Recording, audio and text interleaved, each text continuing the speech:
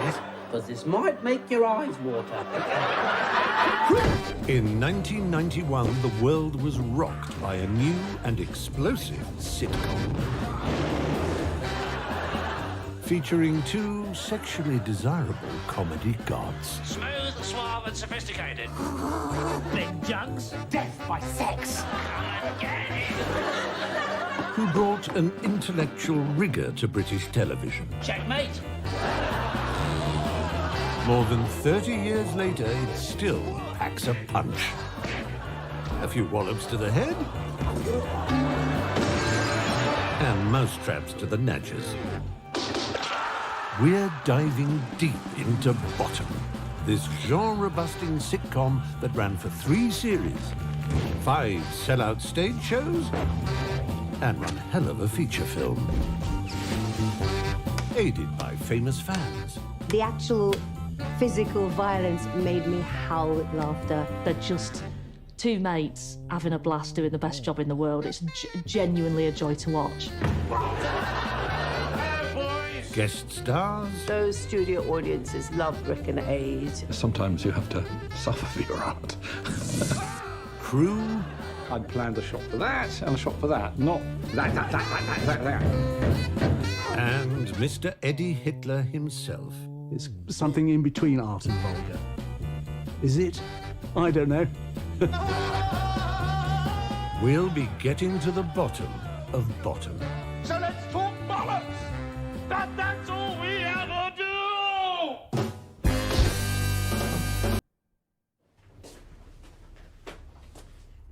Ah, an approximation of the set. Spent a long time on this. I mean, it's wrong, obviously.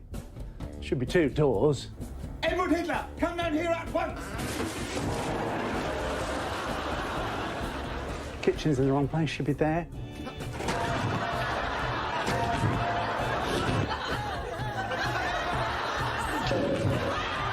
The organ's gone. Where's my organ? She's very famous, isn't she? But, very tacky. If only I had a smoking jacket. Hang on. Ta-da! No, but it's got the same kind of feel. It's a lot cleaner, to be honest. Not bad, not bad. Set dressers used to love us. They could put lots of little jokes around the set and have fun with it. Maybe little porn mags here and there. Doesn't matter how you art it up, Eddie, it's still a jazz mag. Nice old telly, proper telly. Very nice indeed. It's a long way down. First board. Fantastic. Okay. Do you want me to tell you the birth of it? Yes, please. How was Bottom born?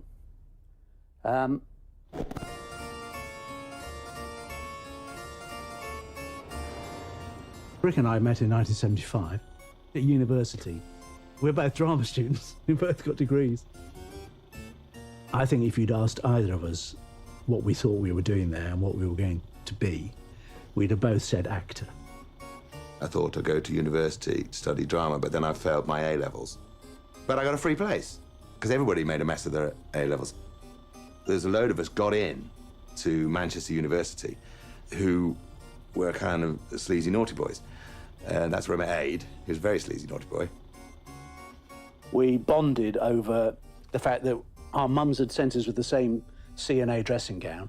We each had a copy of Gorilla by the Bonzo Dog Doodah Band, and we both thought that Waiting for Godot was the funniest play ever written. And I remember they did this sketch where they were both sewed into pink duvets at either side of the stage, and they were just sort of talking to each other. And the tutor said, so, yes, it was very, very funny, but, you know, what were you supposed to be? And Rik said, oh, didn't you get it? We were God's bollocks. We used to be in a sketch group with some other people, then we became a sketch group with 2 people in it. What are we on? Run after him. Come back, you'll give it all away! You'll lose the element of surprise! And that sketch group, well, a double act, went to the Comedy Store and the Comic Strip Club. Good evening, ladies and gentlemen. We are the Dangerous Brothers. My name is Richard Dangerous, and this is Adrian Dangerous. I was the original MC at the Comedy Store, and they came on after me, and they just went down a storm. They're just phenomenal, really, and I hated them from the first second. There's this extraordinary energy about them, you know, and kind of focus. And then we sort of snagged our way by being groovy and young onto the Young Ones and the Comic Strip Presents. Good morning, sir. Hello. Good morning, sir. Yes, hello. Good morning, sir. They knew each other extremely well. They weren't frightened of anything. They were kind of like puppies or children, you know, they just didn't hold back. Good morning, sir. Shut up. The Young Ones was mostly written by Ben. Right. And the Comic Strip, we all wrote our own episodes. And after that, we made the Dangerous Brothers. Ladies and gentlemen, my impression of Dante's classic film, The Towering Inferno. Music, please. We made these 7-minute segments of the Dangerous Brothers, and we found it the most painful thing we'd ever done in our lives, because we didn't know how to write. You bastard! You promised you wouldn't do that! Thinking you get back to my bloody trousers! Stop! But to sit down with a blank piece of paper, we used to get the piece of paper and write, right, what's the most exciting thing that can happen? Bloody hell, wait a minute, I haven't got my pants off yet! All right, there's an explosion. And we're like, what would happen next? What's better than an explosion? Oh, a bigger explosion. And we're right there. What's after that? Well, an even bigger explosion. Wow! There he goes, ladies and gentlemen! And we get stuck. We got completely stuck writing these things. Fantastic evening, thank you, and good night! Rik went off and did New Statesman, I think. I think in the end he got a bit bored with New Statesman. And the Comic Strip had sort of reached a kind of, you know, we'd kind of done that. We sort of met up, because we were still, you know, best of friends, and decided we'd get the band back together again, man. And that we'd write what turned out to be Bottom. We didn't pitch it to anyone apart from Paul Jackson. Paul Jackson was our ally. As the producer who put the Young Ones together, he put Friday and Saturday Live together, he put Filthy Rich and Cat Flap together. So we naturally just took it to him, and he took it to the BBC. How have you done that? Do you get the drawings or what? Yeah. Enough said. Where do you want me? Bottom exposed, Paul Jackson, take one. So I went to Alan Yendell and said, Alan, do you want the next Rik and Eddie show? And of course, what would he say except yes? And I said, great. Do you want to see the script? And he said, yeah, what's it called? And I said, it's called Bottom. And he said, does it have to be called Bottom? And I said, I think it probably does have to be. And he said, I'd really rather it wasn't. Because we wanted to call it Your Bottom, or, you know, or My Bottom. It was whichever. And because we wanted people to say, you know, on the bus stop the next day, did you see My Bottom on television last night? Very, very simple joke. You wouldn't believe who they had in My Bottom yesterday. So I said, well, let me talk to him. So I went back to Rik, actually, and he said, no, the very fact he's asked that question means we won't do it unless it's called Bottom. And Bottom actually was a more suitable title, because it's about two people at the bottom. It's not about bottoms, it's about the bottom of the pile. Bottom smells, followed by bottom hole, bottoms up, bottoms out, bottom finger, bottom gas. I mean, you know, it's quite obvious what the joke was. So anyway, I went back to Alan and said, no, it's got to be Bottom. And he said, OK. Ladies and gentlemen, Ade Edmondson and Rik Mayall. With an uncompromised title and an uncompromised script, would the public take to the show? In June 1990, a pilot was filmed before a live studio audience. When we used to do a traditional sitcom in front of the studio audience, you'd have a warm-up person, and, you know, and he would introduce the actors, you know, and they would come out and we'd all be lovable and nice and hello and popular and everything. And then when Rik and Eddie are introduced to the studio audience, you know this is very different.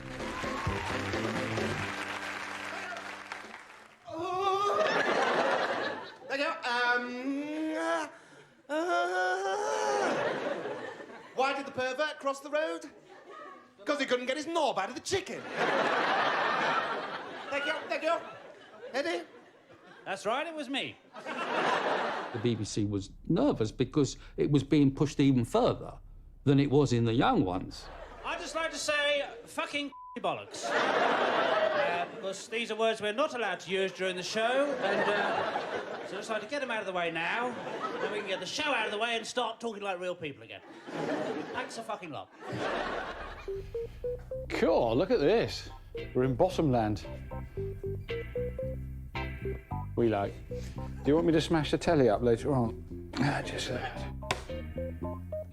Paul got the show off the road in terms of it being commissioned, and then he asked me to direct and produce it. You know, obviously there were doubts at the BBC about a show like this, or even though the young ones have been very successful, there's always, you know, doubts. Well, the main setup is that my character's called Richard, and Abe's character's called Eddie Hitler. And this is our flat. We're both single. The whole reaction on the night is sometimes can determine your entire attitude to the show. I know you shouldn't really rely on an audience like that, but that's your feedback. It'll take a couple of seconds and then we'll be ready. Thanks very much for coming, and do laugh a lot, otherwise I'll come round and shag you all. I think on that first one, they thought we've got to write a proper script. You know, we can't write Richie hits Eddie and falls out the window, and we've got to have something slightly more substantial. And so I think they purposely set out to have a plot, the Miss World contest and the argument about what... I remember it went really well, and then you kind of go, phew.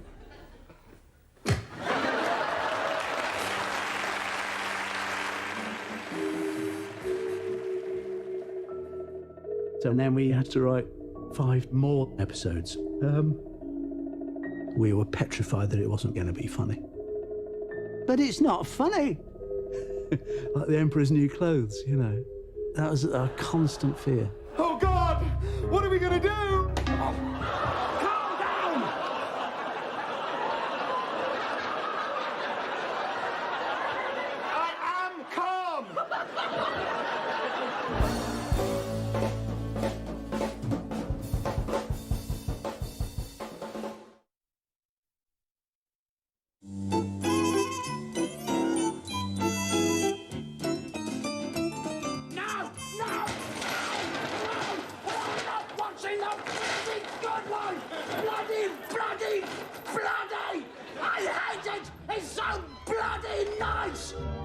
The young ones may have ripped up the sitcom rulebook in the early 80s, but by the end of the decade, normality had resumed with schedules full of safe, likeable characters living in cosy middle-class houses.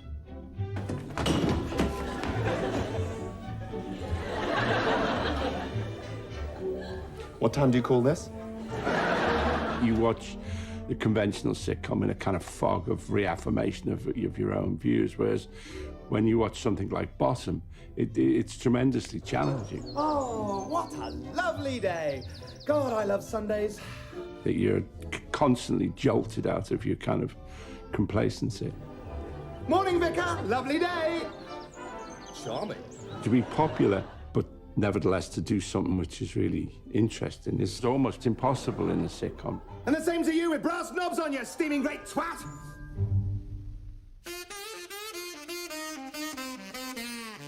We acquired an office space, and it was right next door to a pub.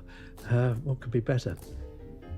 Living in a pub. Right then, where are we? Here we are. Yeah, we used to turn up at 10, and the way we used to write was we used to talk about the world. It's one of the most delightful things about being in a double-act writing team, is you just kind of talk about stuff. All right, Dickens, get on with it. Observing people in the supermarket or someone on the bus or what the kids are doing at school, you know, mundane things, and then after 45 minutes... That is absolutely brilliant. one of us would say, well, what about if they... And you'd be in. That's good. No, that's good. No, that is good. Stoat. Foxy Stoat? Yeah. Yeah, it's got a ring to it. Foxy Stoat seeks pig. Foxy Stoat seeks pig. Shut up, Eddie. We would properly write till 1, then go for lunch, and that was the end of the day, really. 2 halves of mild, please. In pint glasses. And it was a delightful period. This bloke goes into the bank and says to the girl, stick 'em up. She says, righty-ho, matey boy, and sellotapes his bollocks to the ceiling. We just used to laugh. I remember just laughing a lot. It's when we heard the jokes first time round. Fantastic!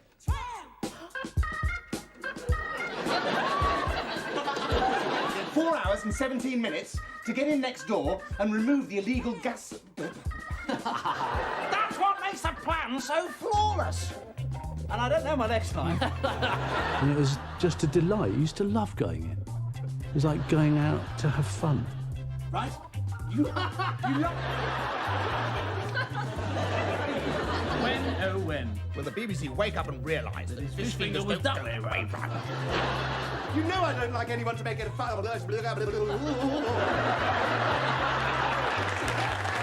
Leave that in. That was the line, wasn't it? That's what we wrote. In that time, we'd learned how to put the emphasis on character, not on plot. This is where we'd always gone wrong before. We thought you have to do what's the next thing you do, and it's not. It's how do you explain what they think all the time? For inspiration, Rik and Eddie drew upon the play that first bonded them in their early university days, Samuel Beckett's Waiting for Godot. Oh, pardon? Carry on. No, after you. I think that's where they learned that the people at the very bottom of the pile, the people who have got nothing, the people who are just waiting for death to come to them, can still be very funny. And they learnt that from Samuel Beckett. Your own! Moron! And of course, famously, they did the show in the West End. They did a run at the Queen's Theatre of Waiting for Godot. What we most enjoyed about Waiting for Godot was how bleak it was. We find bleak very funny, and despair very funny. One of my favourite lines in it. It's I think that's funny. I think their situation is very funny. It presents such an extraordinarily negative, despairing view of the world. There's something so desperate about Richie and Eddie, and you know that it's not ever going to get any better for them. If they were 2 Cambridge students, you wouldn't warm to them. You wouldn't warm to because you go, well, you'll be all right. Your dad will get you a job, you'll be all right. Ta-ra!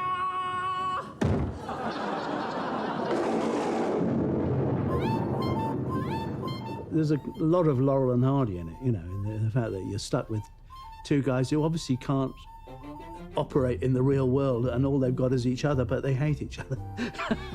Happy birthday, dear Richie. Happy birthday to me. Eddie's looking to camera was just a direct steal from Oliver Hardy. You know, he does a lot of looking at camera, and we stole that. So many people stole from that situation from Laurel and Hardy. So Steptoe and Son stole that.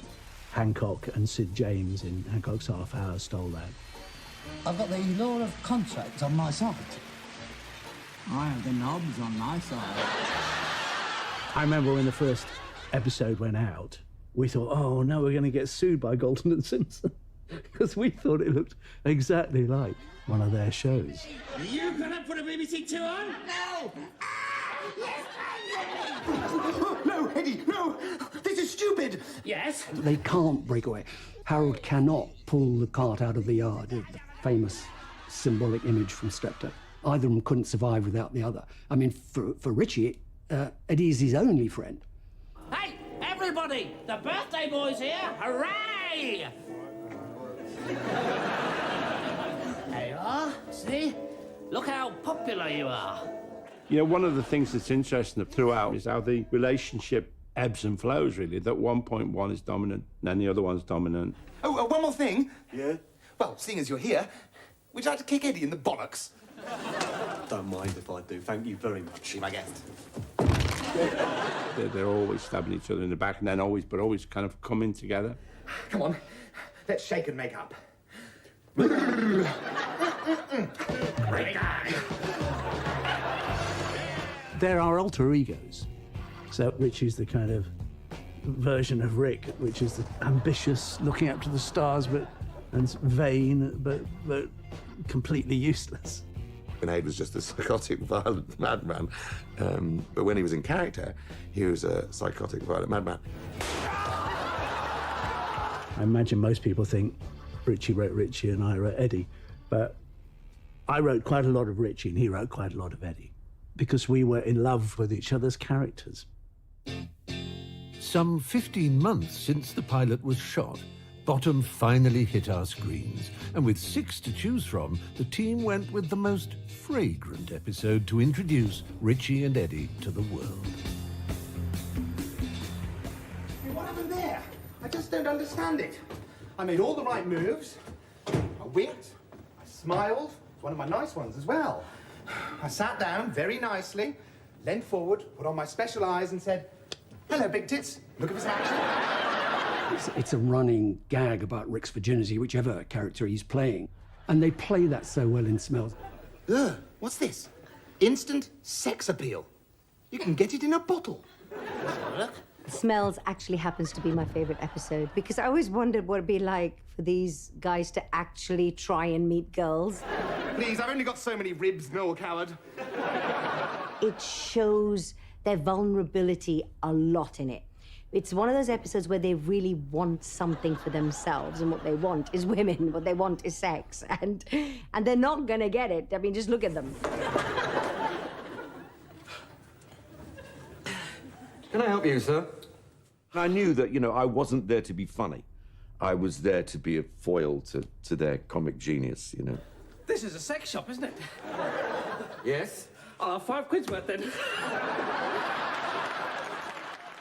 I do remember walking onto set and seeing the sex shop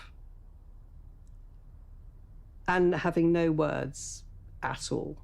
I really didn't think we'd get away with it because some of the toys were so prominent. There's a last frame of me laughing, which isn't part of the scene. I think it's me laughing at Rik holding the dildo, but they put it in as me sort of laughing at them at the end. We are men of science.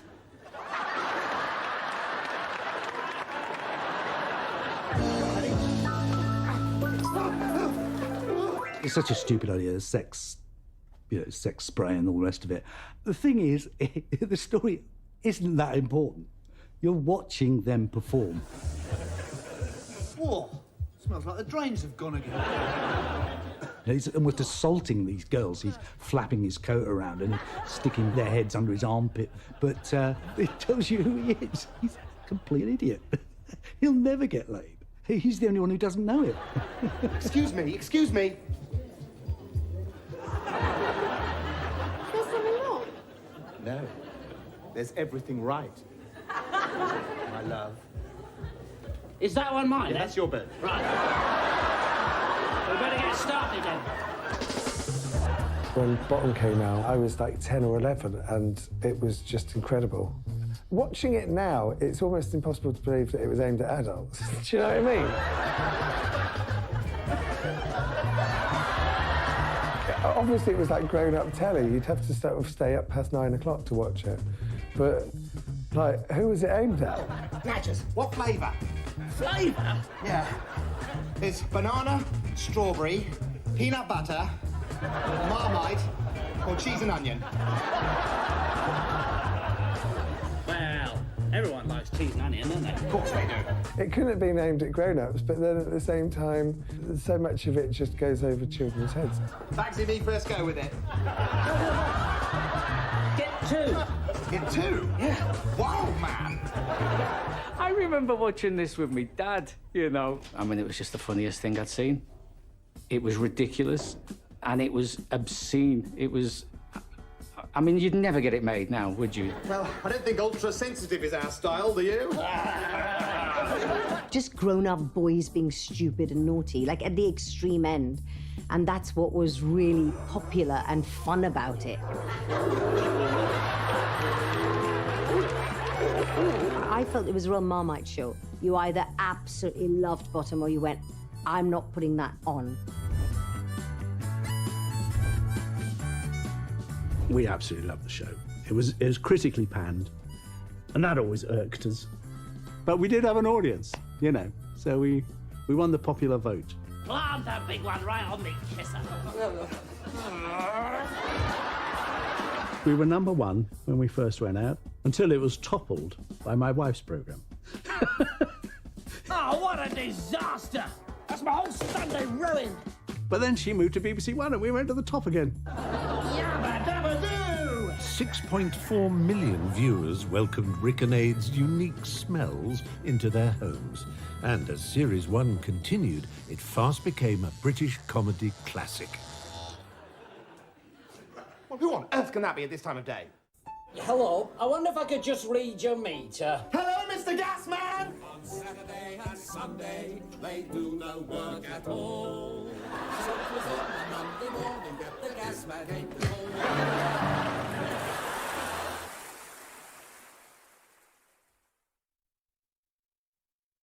Like all classic sitcoms, Bottom needed a title sequence to set the tone of the show.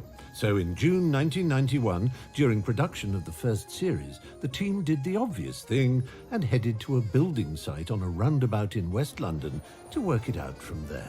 Damn it. How lovely to see you. Lovely to see you. So, this is Hammersmith. That there, see that? That is a bench. Yeah. Yeah. But it's not the bench, is it? No. Yeah. No, it's not. That bench has replaced the bench that was over there. Yeah. Where we shot the title. Nearly everything you can see from here is different from when we shot it. Absolutely. I remember the day being haphazard. Yes, that's right. Mainly because I was in charge. Well, we didn't really know what we were doing. We were looking for things, weren't we? Yes. There was nothing really planned. Well, I planned that window. Did you? Because there was a window. It was quite hard to get up to. We had to get some step ladders to get up. So I had to plan that a bit. Made you stand there for ages and ages and ages. I thought it'd be funny to see you guys in that window. Yeah. And then we take a tight shot. Yeah. Because I knew by then that we weren't going to come out once we were filming the series. So I thought, set it somewhere. Hammersmith. Yeah.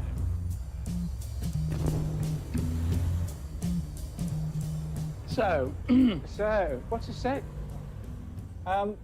Pan-global phenomenon. Yes. Not quite true. I don't think they knew he was in China. No, no. Rise and look around. So you had this idea to come over here, so we wandered over here. Right. And you said, we'll do something. On the bench. On the bench. So I went, OK, well, I'll set a camera across the road, over there. And really, you just made it up. Yeah, I think we made it up.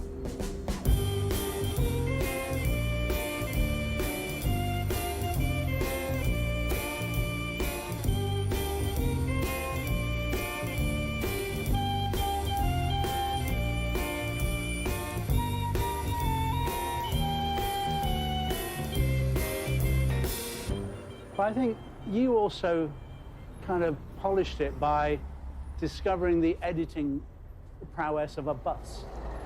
My memory was that the bus came past and Rik just ran with it, and you were left on your own. I thought it was two buses. So one goes, and then another one came after he'd... Or maybe he did run.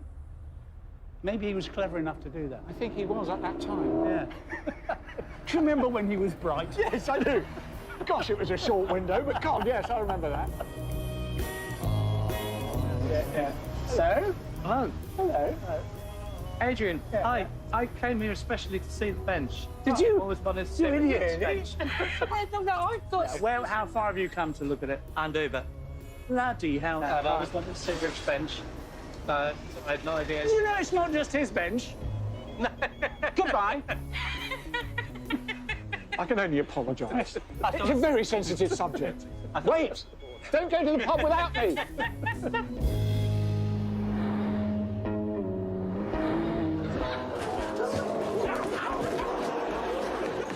Stand back, birds. It's the Hammersmith Hard Man. A pint. 2 pints. Yeah, That could yeah, be better. sorry, 2 pints. Cheers. Cheers, chin chin. Cheers! Well, we've done very well to get this far, really. I think so. I mean, considering how we shot some of that stuff, it's a miracle you're actually alive anyway. My daughter read my autobiography, and she came to me and she said, I didn't realise you were basically a stuntman. Who did jokes in between the stunts. Jokes and lines in between stunts? Yeah.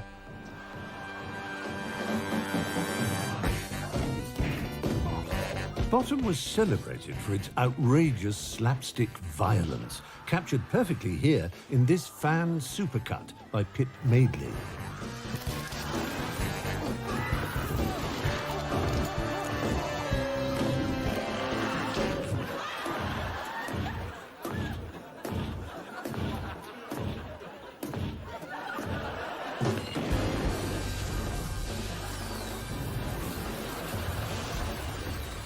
I did a study of an episode of Terry and June.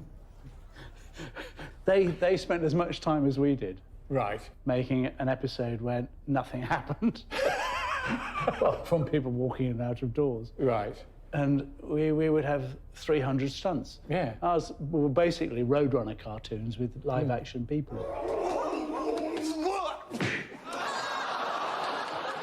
Can we talk about the fights? They're so clever. To receive a punch with your head at the right time and a kick in the crotch and for your body to convulse at the right time is a real skill. I mean, they're just amazing stuntmen.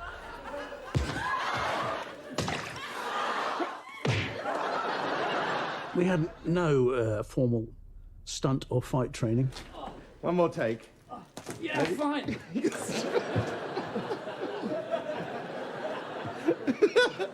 We were desperate to get people to laugh. It was just a sheer desperation. Why did you hit me in the face with that leg? Sorry. I've got a permanently damaged right shoulder from throwing punches that don't connect.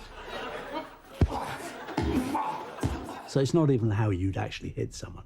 You do it in a much more exaggerated way. Great idea. What did you do that for? This occasionally pops out.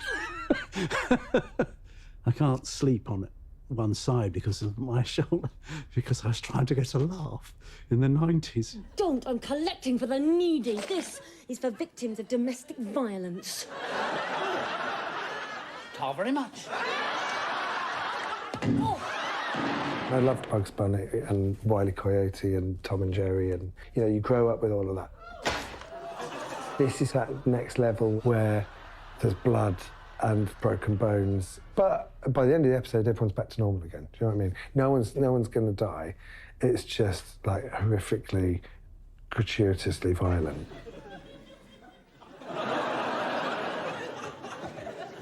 Do you know what it is? It's the sound effects. Because they really sell everything. Everything sounds really heavy and sharp and gooey, like with the pencil going through kind of like a layer of kind of like cartilage or gristle. And then like this like squelch. Yeah, it's brilliant.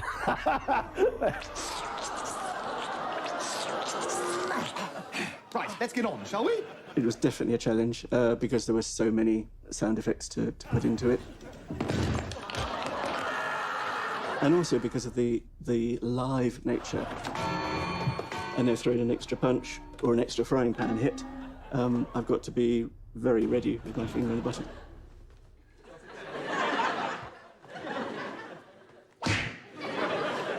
They're all from BBC sound effect libraries, but I would often blend two together. I might have a punch plus a sort of a squidgy noise for a broom hitting a man's sellotape to the ceiling.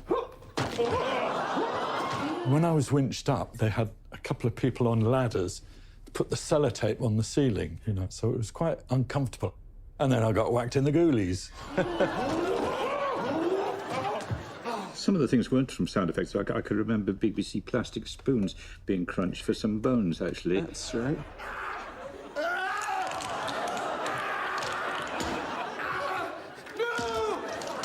Polystyrene cups for tea, and twisting a polystyrene cup in front of the microphone could make sounds of bones or necks or that kind of thing. There was some discussion about cutting a hole in the set, but then he had to be moved as well at the end of that scene. So we made a skate for him to sit on, and he tucked his leg underneath. Very uncomfortable.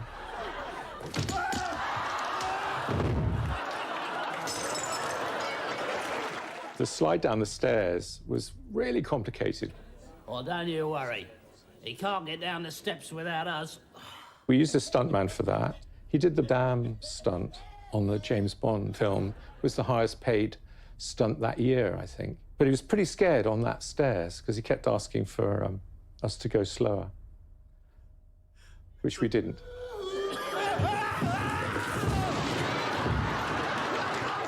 We made the pliers and all the softs that he was banging his head on, the toilet, the table. We made a lot of soft props like that, loads of frying pans, a couple of pokers. It ended up looking like a shape of his head. And they were quite difficult to make because they really went at each other, these two. My poker!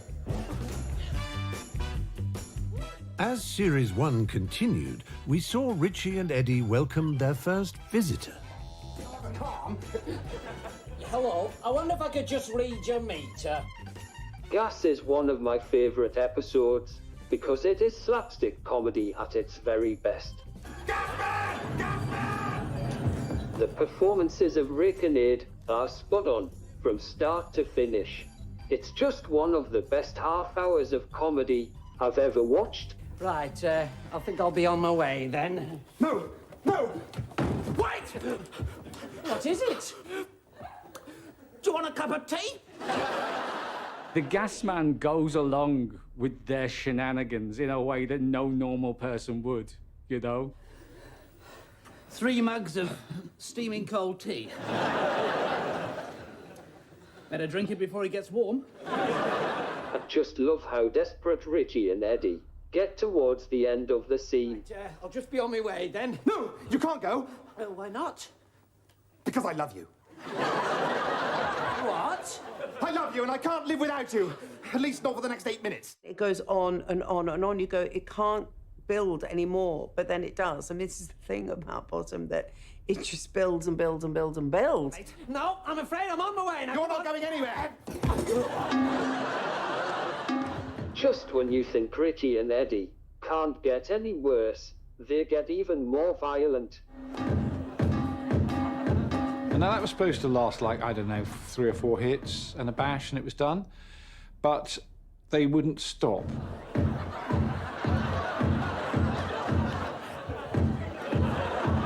And I think there was a little bit of a competition going on with them, a bit. And so it kept going, and I was looking at it going, we're never going to finish.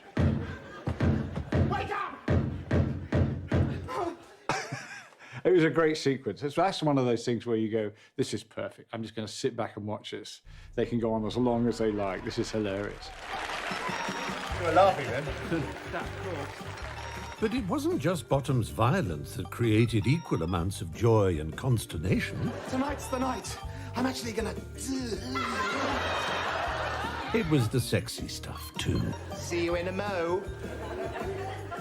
A sex mo.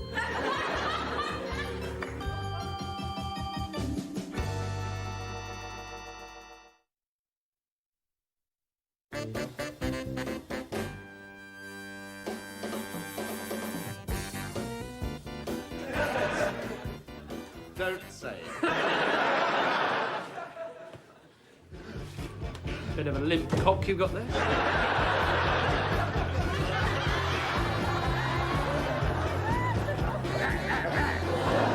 You want someone homely? Oh, you raven-haired temptress from below stairs. Cooking skills? Pork? And to be with? Get out, stop your bed, mate. Want to come for a ride with me? And a wazzle pair of jugs. Merry bloody Christmas! I had a fan come up to me once and talk about how sexist it was. Right. Which I really don't think it is. What would you like? Oh. Sexual favours now, is it?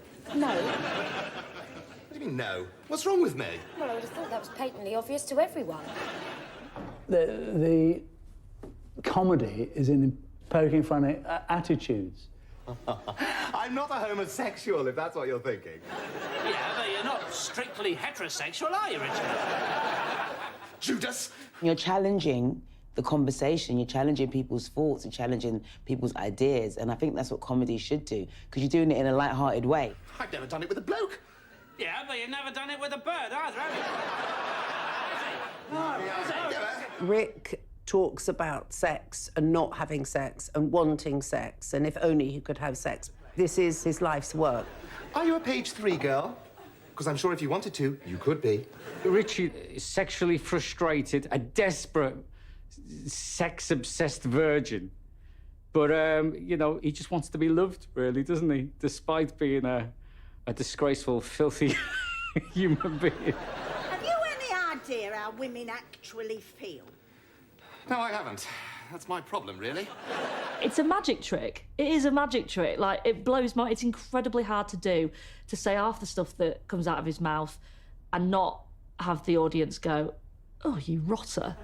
And if I may say so, what a charming blouse you've got on. His knickers, well, they were something else, the Y-fronts. I actually had to have those made especially. So I don't know what some of the dressmakers that were working for thought this was all about. Richie and Eddie's pitiful attitude towards women came to the fore in the first episode of Series 2, when they hatched a plan to find that special someone. Now, what sort of woman are you looking for? Kim Bassinger. I remember being really, really nervous and sitting in the makeup room on the recording night, and Rik coming over to me, and he whispers in my ear, and he says, if I say it or do anything really weird or off, don't take any notice. I just get so nervous. I think that should work. If you want to get off with an insane... Oh, foul.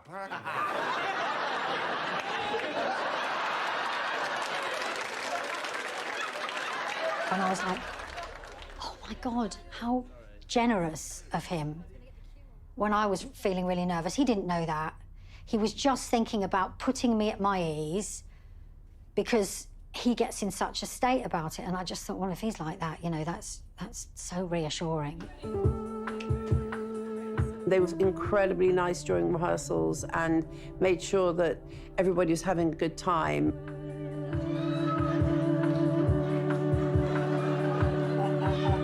Come on, I want you. And they were very particular about what to do. I mean, they knew what they wanted, but also it was a really happy ship working with them. So it was just such a pleasure.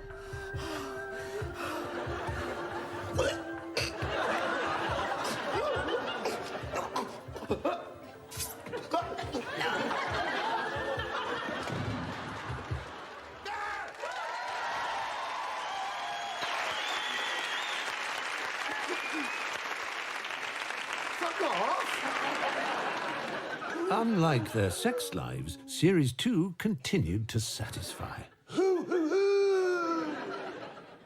Ha ha ha.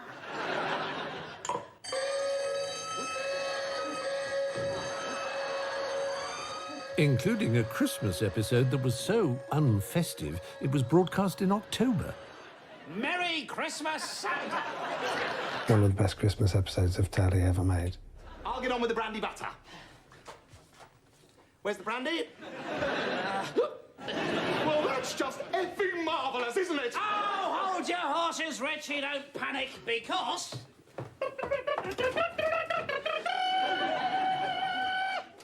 Vodka margarine! Contact. And who better to spend Christmas Day with them than the rest of the Hammersmith Hardmen? I think Spud Gun and Hedgehog are my favourite characters in it. What is their life? What, you know, whenever I see them, I think, What is your life outside? Gosh, it's been... what? Raining? No, it's been ages. What is? Well, since we last... you know. We never, with you. It's just got one of the finest jokes in it. When they've got the baby there and they give out the gifts. You can have my Christmas present. It's a box of Terry's all gold. We'll have to wait for his little teeth to come through before he can manage the chewy ones. Oh. Yeah, look. He can have my Frankenstein mask I was going to scare the shit out of Richie with later. Yeah. And you can have my bottle of aftershave. It's a new one. It's called Grr. Gold, Frankenstein, and Grr. I just didn't see any of the signposts along the way to that punchline, and it was fabulous. And you're all wearing crowns. And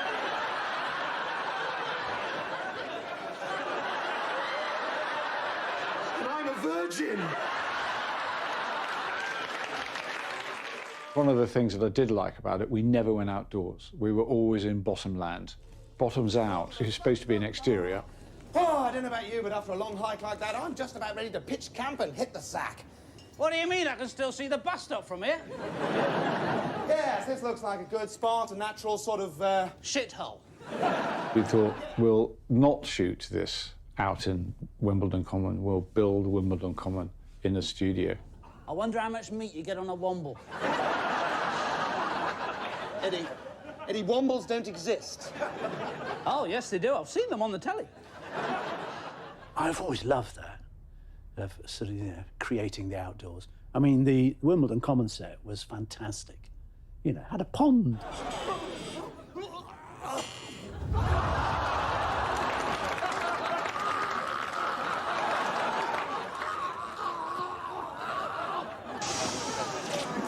We were writing for a live audience. I think sitcom has to have a live TV audience. And you need to laugh at the rest of the show like that, only a lot louder, OK? Oh, I hate it when people say, no, in our day, it was better in our day. And it wasn't better in our day, it was different. In our day, a joke had to be tested against an audience. And if they didn't laugh, you cut it out. What was that film where they ate each other? Deep Throat, wasn't it? Those studio audiences loved Rik and Eddie, and the vibe was like, we're just going to laugh at anything. It takes it to another level. It's different doing a stunt in front of, 50 crew to then doing it with an audience of 250 people, Whether there are cameras there or not, you forget about those because you're performing for the audience, for those laughs. Thank you. Can I just say, what does a man with a 2-foot cock have for breakfast? Well, this morning I had a boiled egg! Like, I bet it felt really special, like a select few were there to witness these two at the height of their game. The atmosphere on Bottom studio recordings was electric. So Rik and Eddie decided to take that energy on the road to power a national theatre tour. I forgot to mention I was actually born in Southampton.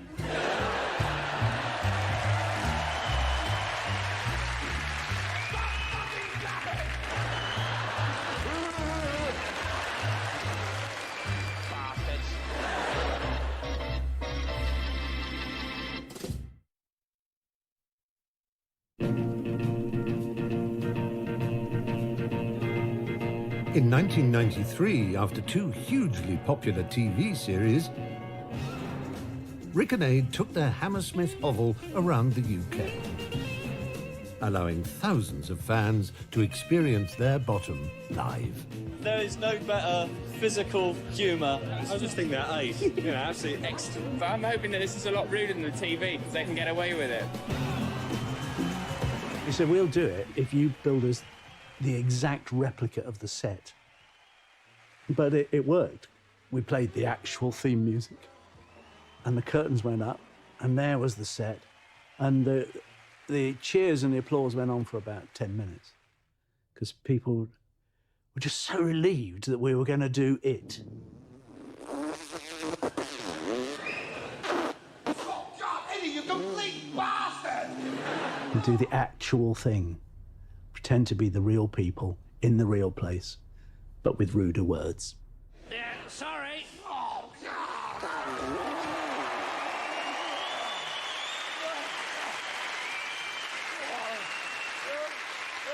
It's a no-brainer. Of course you're going to put it on a stage. You just need the two of them, don't you? You just need the two of them and a stained sofa and, you know, you're on your way. That's all you need. Oh, well, saves money on alarm clocks, I suppose. Hey-ho, another day. Good morning, world. You bastard! Their relationship with the audience is... You can only compare it to a Bruce Springsteen concert or something like that. It's... The energy in the room is quite extraordinary.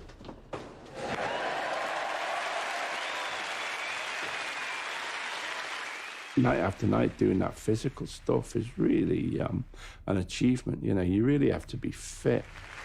Morning, Eddie. Scrambled eggs? Yes, I think I must have twisted my trousers in the fall. And you have to know what you're doing, really, because it's dangerous.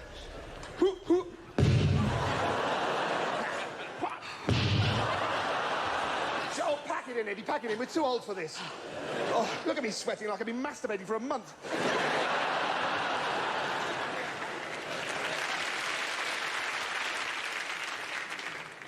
Yeah, well, you have, haven't you?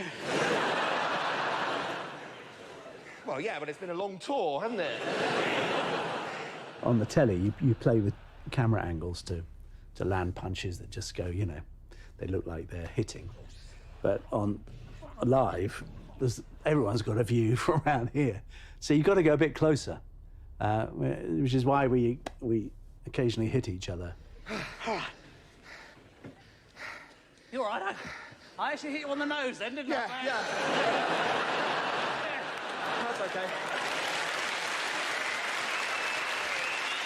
And sort of ended up getting stitched up in the hospital on at least 3 occasions. I'll see you later. Righto, take care, Eddie.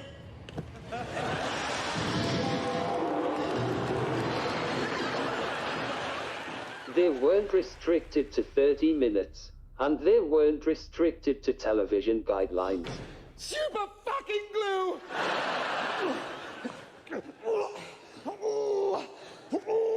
Here, look, you two, grab that.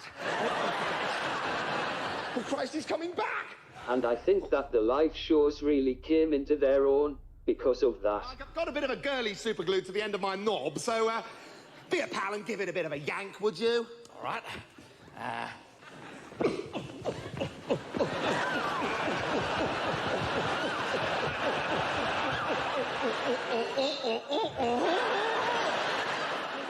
With the stage shows, with the audiences howling for them, why would they peg back what they're doing?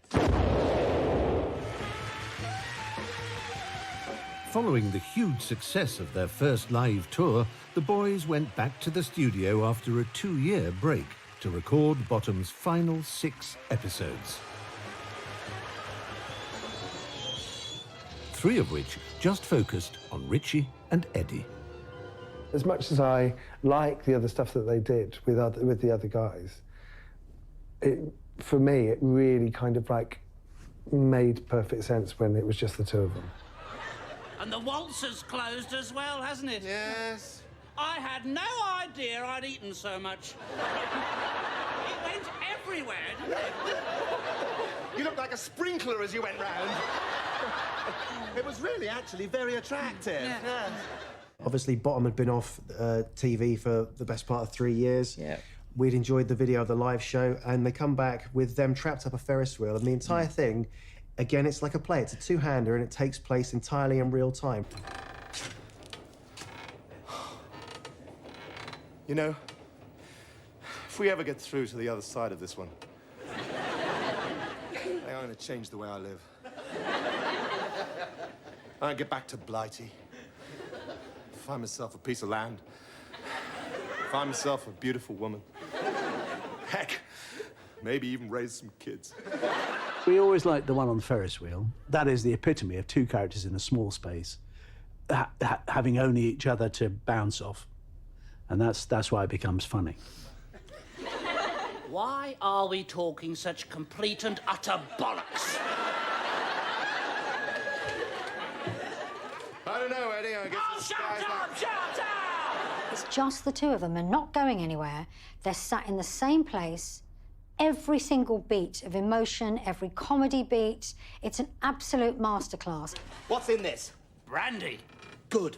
Meths, Perno, paint stripper, Mr. Sheen, brake fluid, and Drambuie. Drambuie? Yeah, all right. You've got to put something in for the birds, haven't you? Oh, jeez. How are you alive? I may very well not be. We had a constant battle with the idea that we were unintellectual. I mean, we'd been to university, you know, we had degrees.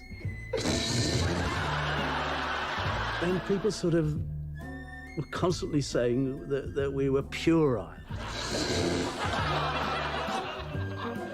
I mean, puer is Latin for boy, you see? I'm an intellectual.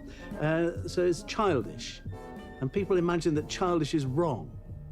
And I don't. I think it's pure.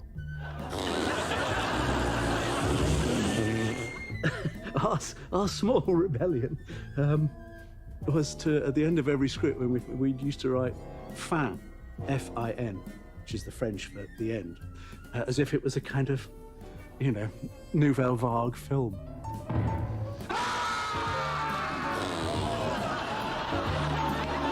I was there for the fiery flatulence, yes. Hello? I'm looking for little Dave Hedgehog. What can I say? They farted and fire came out of their bottoms.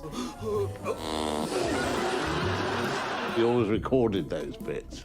It's one thing to set fire to your own farts in the privacy of your own home, but to do it in front of a television audience with the possibility of them catching fire as well is too dangerous to mention. Sorry. Look, I'm Doreen Hedgehog. It was a long time ago. It was 30 years ago. I can't really remember. I'm just making this up for biscuits and a travel card. Let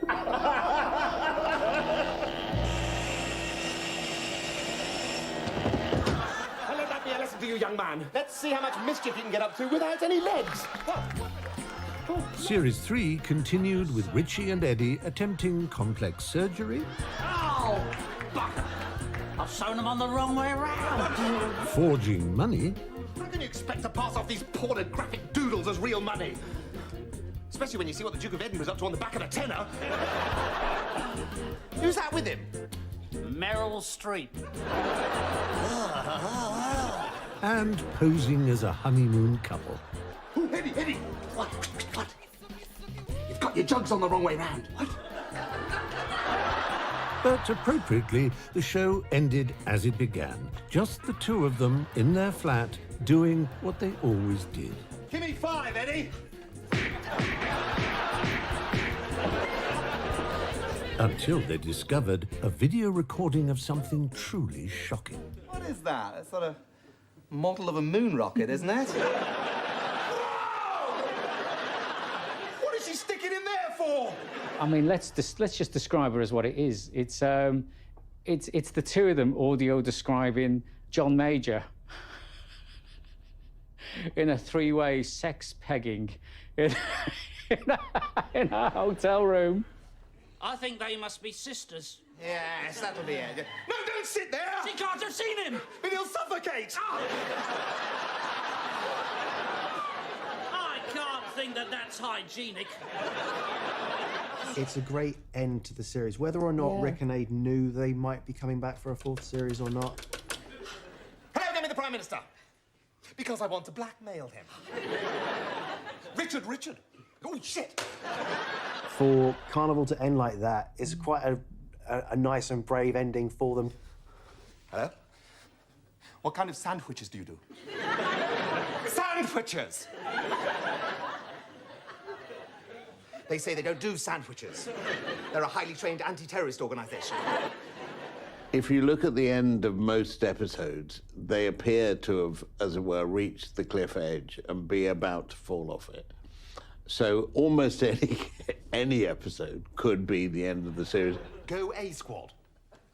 Go A Squad? Go A Squad!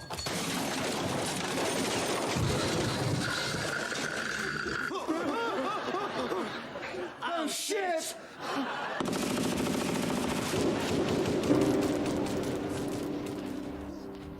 Just to go, you know what, we're just going to have them gunned to death, like the SAS. It may be one of the most violent endings. Absolutely the most violent death. Although they may not have known it at the time, these were to be Richie and Eddie's final shots on TV.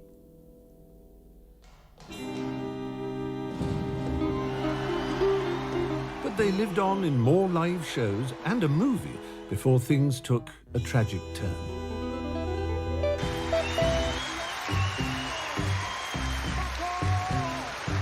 We got to the end of the third series and we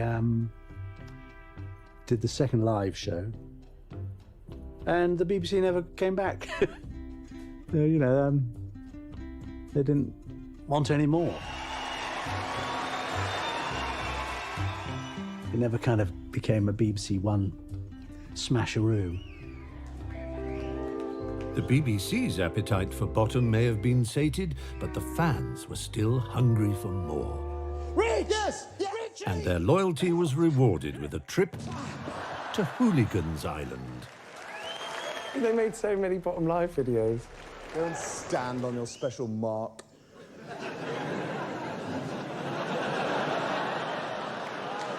Every fucking night.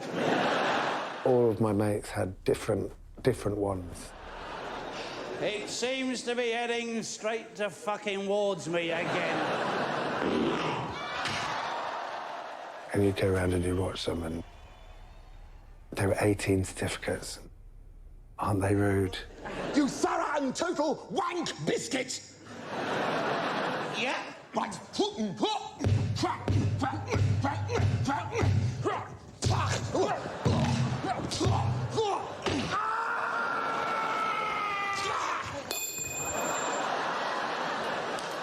Rik and Eddie belonged on stage, didn't That's they? where they started. Exactly. They absolutely felt comfortable on stage. They wrote Bottom, when you look through the scripts, that they are written like a play.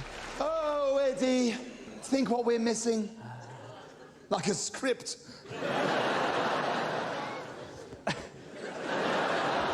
We're not really missing a script, are we? It's just that you can't fucking remember it. But soon after their third sellout tour, their partnership would change forever. Oh, shit!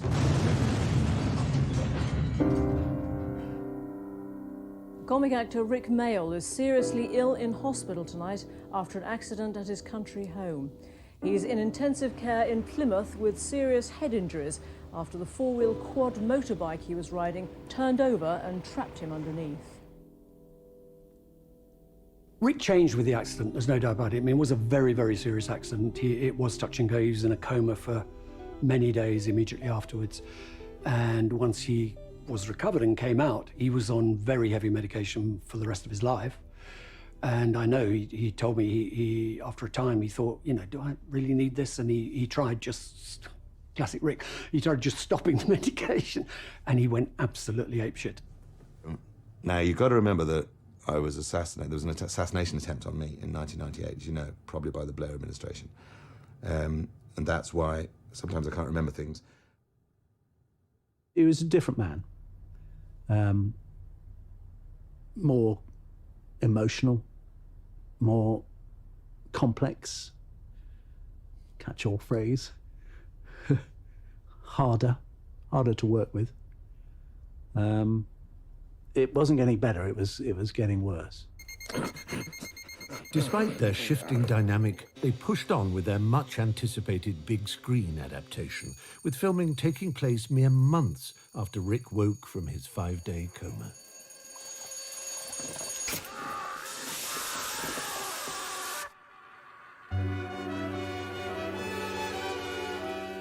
Gustav Paradiso was an odd fish.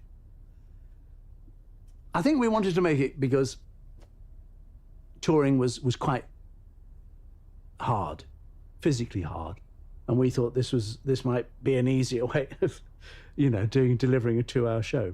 We were doing a week in each city, like a week in Manchester, a week in Glasgow, a week in Nottingham, whatever. And so we had nothing to do during the day. And then we sit around the hotel so much. Even though they were nice hotels, we thought, God, it'd be funny if Richie and Eddie were running the hotel, wouldn't it? I trust you've both washed. Actually, the water was cold. Well, there's no reason not to wash, is it? Good grief, we are British, you know. We invented cold showers to stop people masturbating. So my introduction to bottom, the world of bottom, came through long car journeys on holidays when me and my little brother were probably 12 and 8, and I'm the older one.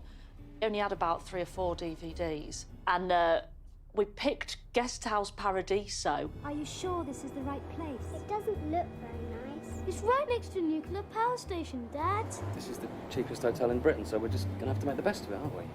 We watched it on one car journey, and then for pretty much every car journey after that, to the point where we could, like, recite it. I learned most of the vulgar language I'm aware of from that film. Look, Mr. Twat. It's pronounced thwait. Well, it's spelled twat. T-W-A-T. Twat! It was just brilliant.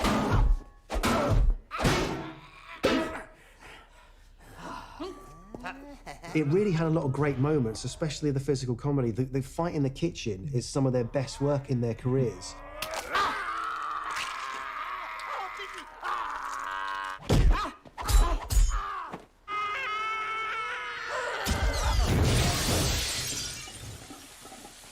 And I think for a long, long time, my parents were sat in the front of that car thinking we were watching, you know, Spy Kids or something like that, and just finding it really, really funny.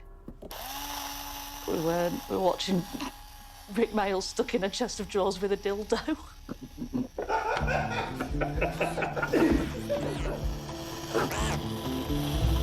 It's been good. Yeah. All the scenes with me have been fantastic. 2 more live shows followed the movie, putting them back where they belonged, in front of a raucous live audience.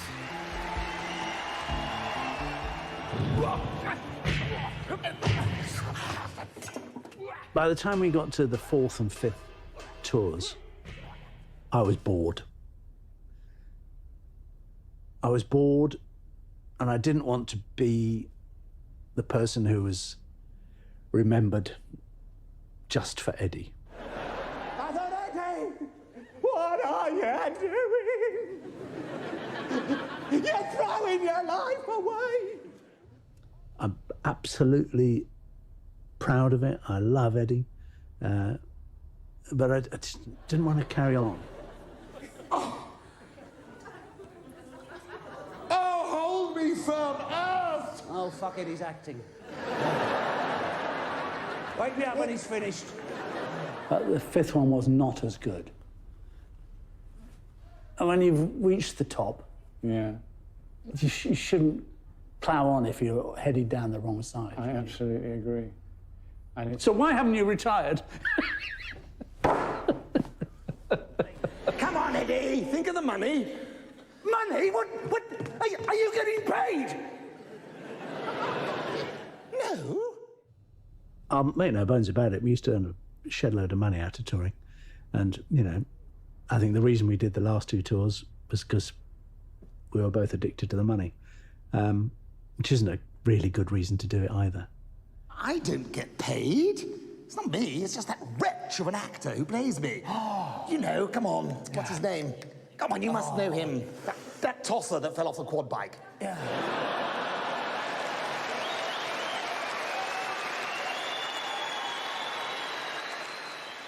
They weren't as much fun. And I wanted to be an actor, and he was getting more complicated. And it had come to a natural end.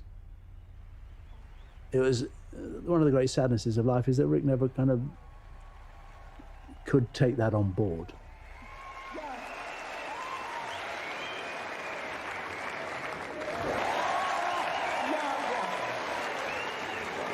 Yes, I am here. Richie is here. back where he belongs, in the toilet. I used to meet him sort of regularly just to be chums and go out for lunch. And his mind was already kind of getting forgetful by this point. And every time we met, he'd think we were having a meeting to talk about doing another show. And it was very hard. Eventually, I came up with this idea, and I said, let's write something, and we'll take it to the BBC. And my thinking was, they're a couple of old gits, they're not going to want it, you know. So we dashed something off. It was the mythical 4th series of Bottom. And they bloody well wanted it. I thought it was going to put an end to the argument, but they wanted it. But and I hate to tell people this, it just wasn't good. So I just turned it down again. Oh, it's so... He hated me for it. Absolutely loathed me for it. Look at you. What's happening? We used to be friends. Good friends. What do you remember of the fateful attempt to write something in the 2012 or whatever it was? Basically, a Hooligans Island idea, from what I understand, and that there's a typhoon of some kind, and so everything's going sideways. So the coconuts and everything come flying past them. Now you're saying that rings some bells. And because Rik had had an accident, and so he wasn't... So he couldn't drop anything on his head? No. I mean, talk about sport. Yeah, so we cancelled the show. There were some other good bits. There was an idea about democracy, because there's only 2 people on the island. And Rik had been in de facto leader. And as part of his leadership campaign, he emptied all the bottles of hooch that were on the island. And Eddie became sober. And we discovered that when he was sober, Eddie was a very cogent and intelligent human being. He'd been to Eton, not as a student, but when he used to nick stuff from Eton, running through the classrooms, he couldn't help but take things off the blackboard, and they all went in his brain. And his campaign was so good that Richie voted for it, and he became leader. It was sort of all right. It was tortuous, you know. It didn't really work. It was bottom-ish, and bottom-ish isn't enough.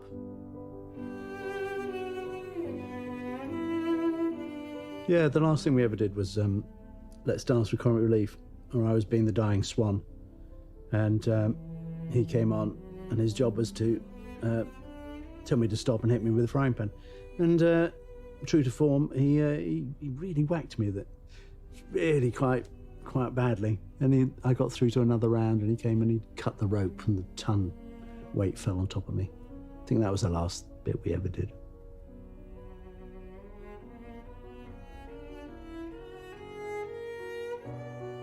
Rik died on the 9th of June 2014 of a heart attack, aged 56.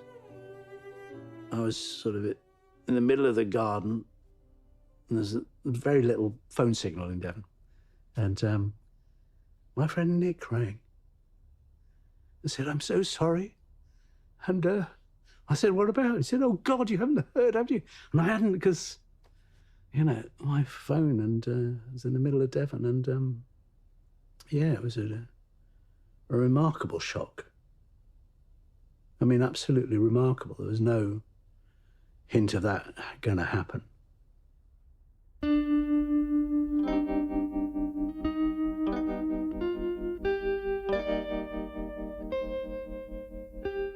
No, come on, this is a funeral. Funeral, what's the mood? Sad. That's clever. Sad face. Oh! Speaking to Rosie, his daughter, at the funeral, and her take on his death was that actually I had 16 more years of him than I should have had, because he could have died that day as well, which I thought was so typical of her, being very positive and you know, seeing the positive side of things. Even now, find it hard to believe, actually.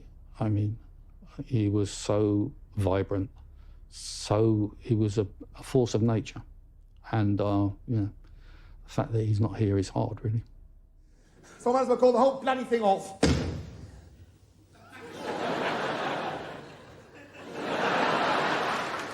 Now, you listen to me, Buster. You're just a door. I'm Rik fucking Mayall.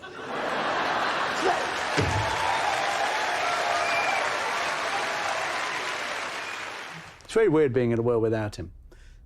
Very weird thinking that he, you know, didn't know anything about Brexit, didn't know about COVID. You know. I mean, our relationship was strained towards the end. And when I do things like this, and I remember the absolute joy of sitting in that little office in Richmond, opposite the hole-in-the-wall pub, it was absolute, you know, the distilled joy, the most joy I've ever had in my life, I think. Making each other laugh. Properly laugh. Big guffawing belly laughs, you know, proper, can't stop laughing laughs. Very rarely you get a relationship like that with someone.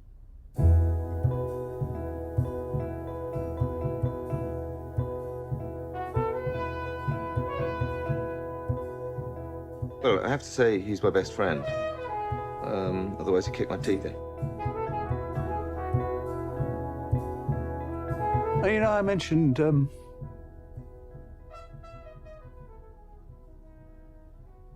the way we used to write each other's characters, and we're in love with each other's characters. I miss that love.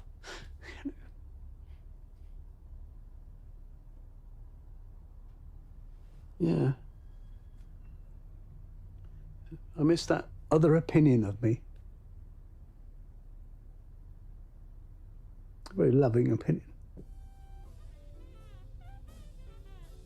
What would Rik have made of us doing this documentary, this celebration of a show 30 years after the initial production of it? Rik would have hated a programme like this and would have told you to fuck off. I mean that quite sincerely.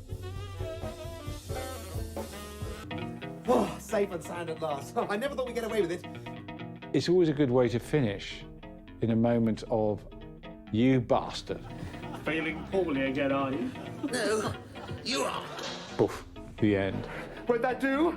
Afraid not, boys. It's just trying to find that moment where you normally freeze frame and then run the music. Cannibal Taffy O'Jones!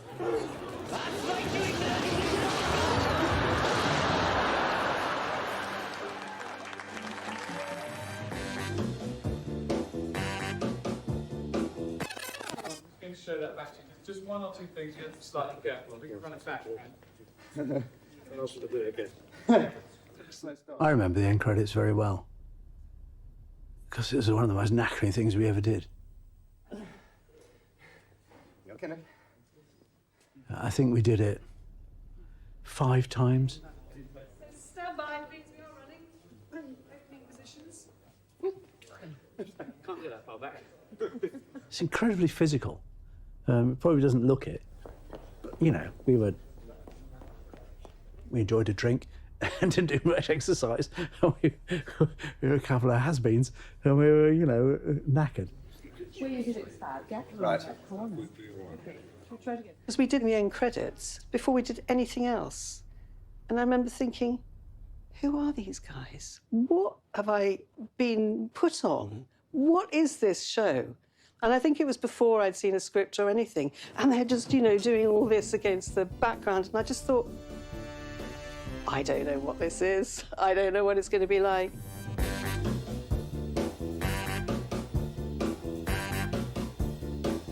It was quite revolutionary in those days. We thought that we would shoot them silhouette and then when we were running the credits over the silhouetted figures, I said, would you be able to make the letters white when it's going over the black, and can they be black when it's going over the white?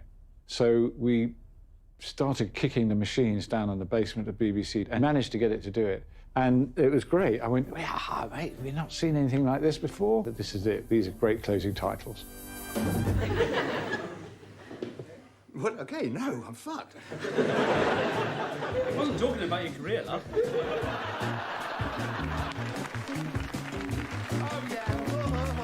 Over 3 decades on from our introduction to these unreconstructed... It's not your fault that you're lesbians. Look, please, give me one more chance. Come back to my place, and I'll cure you. Unhygienic... That's not crest, that's that yogurt you started during the Gulf War. Might as well finish it. Environmentally unfriendly... Thought I'd burn it off. What, your face?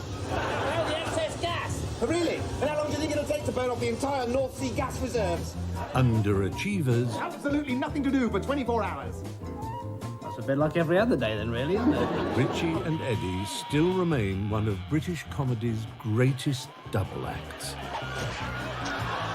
We're still talking about Bottom 30 years on because I don't think anything else has replaced it, because times have changed and we can't roll our sleeves up and get so filthy and dirty and violent and immoral. We can't go there.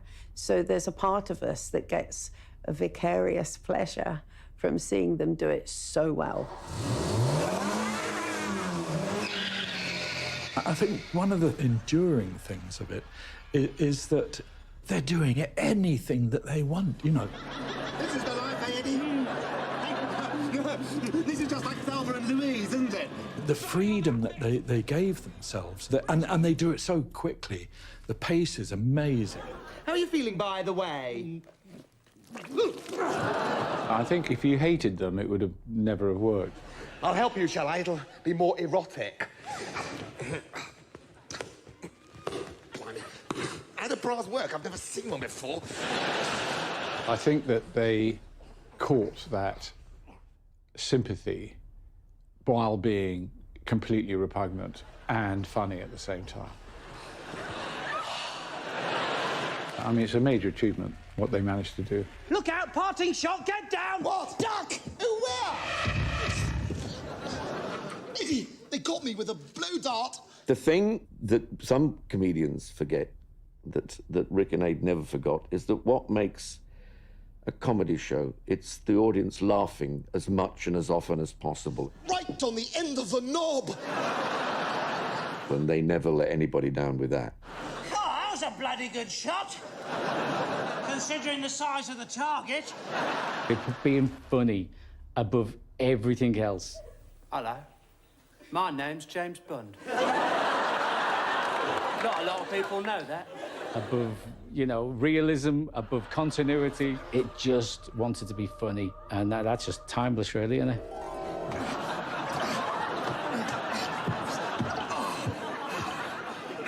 So it's agreed then. I'm the winner.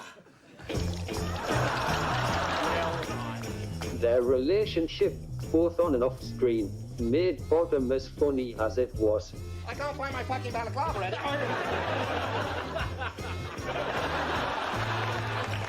I just think they had a very special bond with each other, and that definitely came across when you watched it.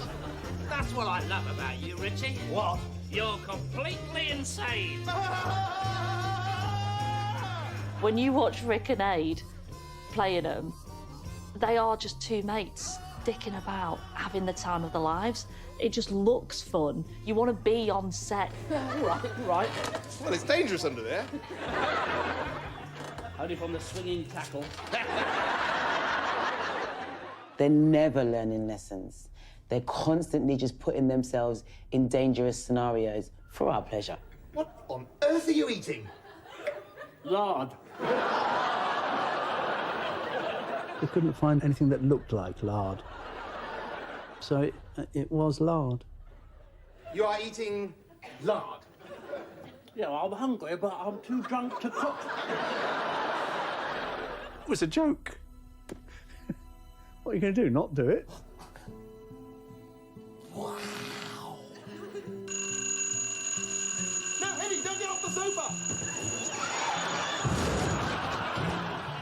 show is just, it was like nothing before, and it's like nothing since.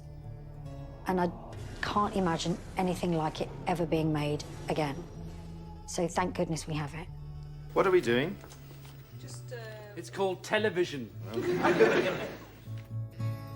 Where do you think Richie and Eddie would be today?